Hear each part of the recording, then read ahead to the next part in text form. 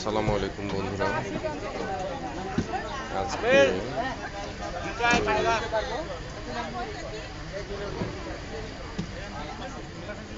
সন্ধ্যার ট্রেনে রংপুর থেকে আমি সন্ধ্যার ট্রেনে রাজশাহী উদ্দেশ্যে রওনা দিয়েছিলাম। তো লোকাল ট্রেন আসলে কখনো লোকাল ট্রেনে চড়ে আমি অভিজ্ঞতা আজকে আমি লোকাল ট্রেনে উঠেছি। লোকাল ট্রেনে যা অবস্থা,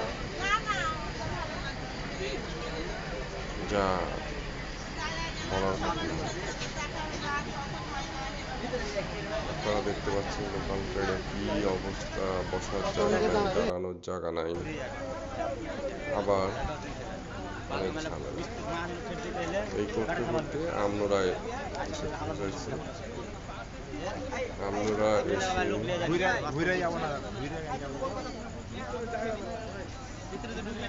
আমরা এসে কিছুক্ষণ ওয়েট করছিলাম যে বনলতা চাপাইয়ের উদ্দেশ্যে রাজশাহী থেকে ছেড়ে এসেছি। ওই ট্রেনের অপেক্ষায় ছিলাম। সেই ক্ষেত্রে সেই ঐতিহ্যবাহী আমরা রেলওয়ে স্টেশনের কিছু ভিডিও নিলাম। ভিডিও নিতে নিতে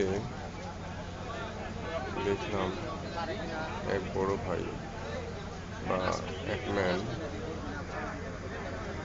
যে আকারে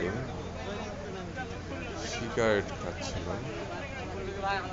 বা সিগারেটের ধোঁয়া, যা বলাই বাহুল্য যে এত পরিমাণ সিগারেট খাই, যা সিগারেটের গন্ধে তার আশেপাশে যাওয়া যাচ্ছিল না। আমি কিন্তু সেটা দেখেই নিচে নেমেছিলাম। নিচে নেমে দেখি যে সে ম্যান কি, তো আল্লাহর কি কাম, সে ম্যান আমার পাশের সিটেই বসে, যা আমার সাথেই আমার সহযাত্রী হিসাবে ছিল। তো সিগারেট খাওয়ার যে পরিণাম আমরা বাঙালিরা বুঝতে পারলাম না। আর একটা মজার বিষয়, এই যে সে ম্যান ঢাকার উদ্দেশ্যে যাচ্ছে, সে ঢাকাতে বহুদিন ধরে থাকে। ঢাকায় বলে যে আমি